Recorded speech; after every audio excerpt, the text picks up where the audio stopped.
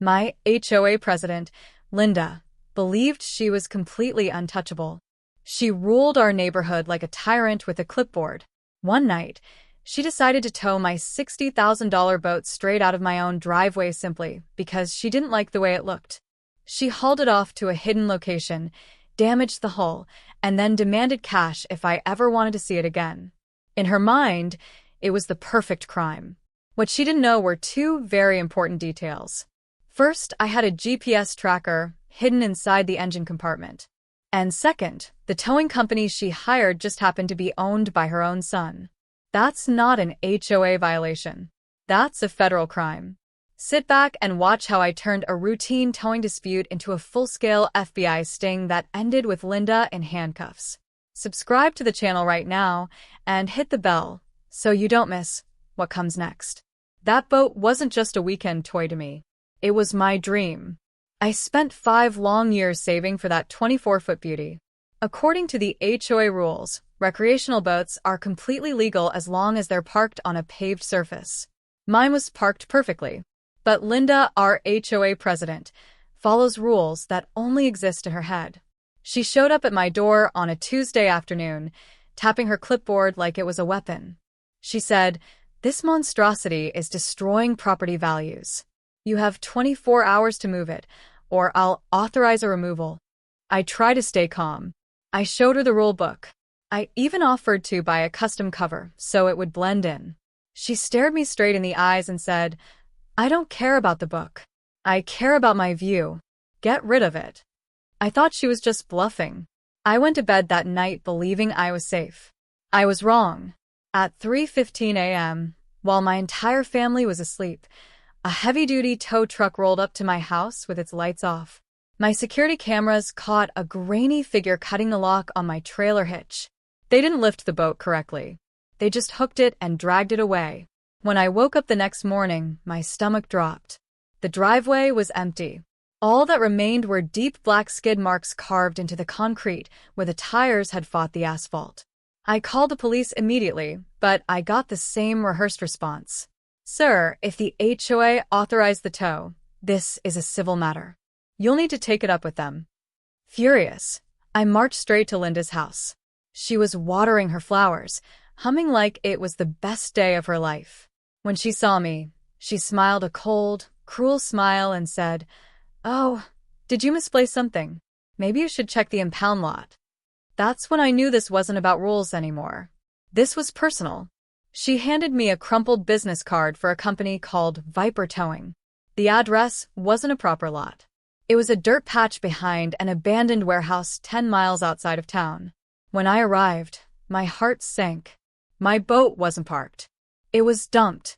They had dragged it so violently that the trailer suspension was destroyed. Worse, the fiberglass hull had a massive crack running down the side where it had slammed into a guardrail during the tow. That was $15,000 in damage instantly. A guy stepped out of the office trailer. Let's call him Kyle. He was greasy, chewing tobacco, and sizing me up. He said, "That'll be $3,000 for the tow, plus a $500 daily storage fee. Cash only. No receipts." I exploded. I told him, "You wrecked my boat. I'm not paying you anything." He stepped closer, trying to intimidate me. "Pay up or we auction it next week." I walked away to cool off, but that's when I noticed something odd. Kyle's phone lit up on the counter with a text message. The contact photo made my blood run cold. It was Linda. My brain froze. I pulled out my phone and searched Kyle's name on Facebook. There it was. Photos of Linda and Kyle at Christmas dinner.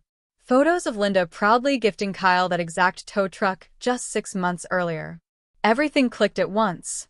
Linda wasn't enforcing HOA rules.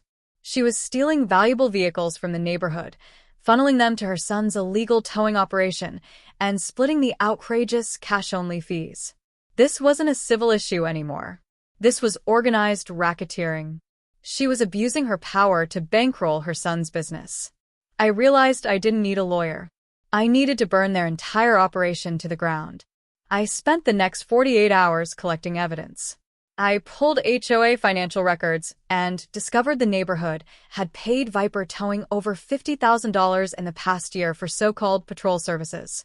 I photographed every inch of damage to my boat. I printed screenshots proving Linda and Kyle were related. Then I took the entire stack to the State Police Fraud Division.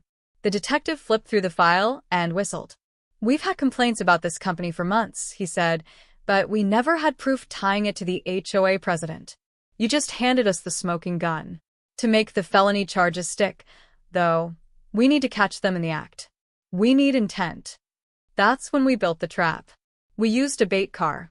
My friend loaned us his pristine 1969 Mustang, a car so beautiful Linda wouldn't be able to resist.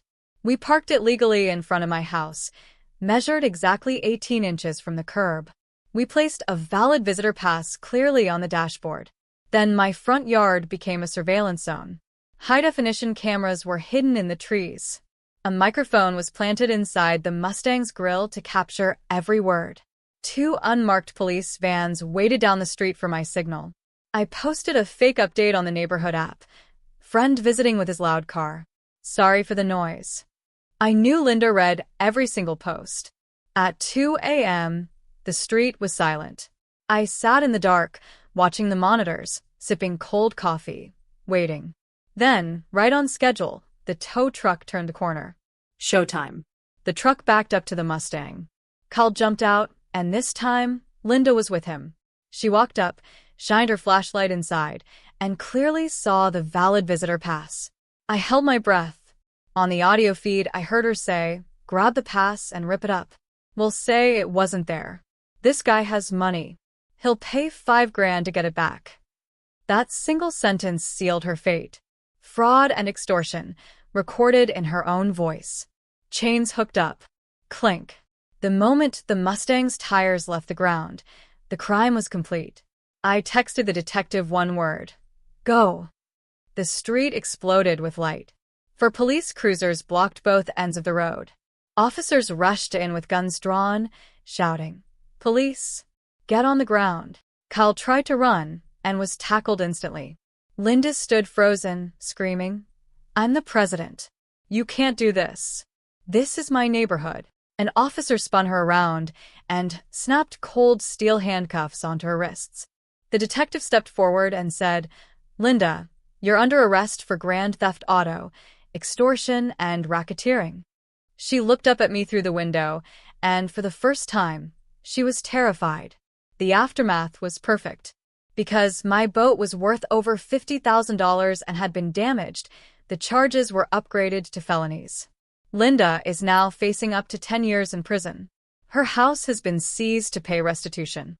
The HOA board fired her on the spot and sued her to recover the stolen community funds. My boat is currently being repaired, fully paid for with what remains of Linda's savings. She wanted to clean up the neighborhood, and in the end, she did.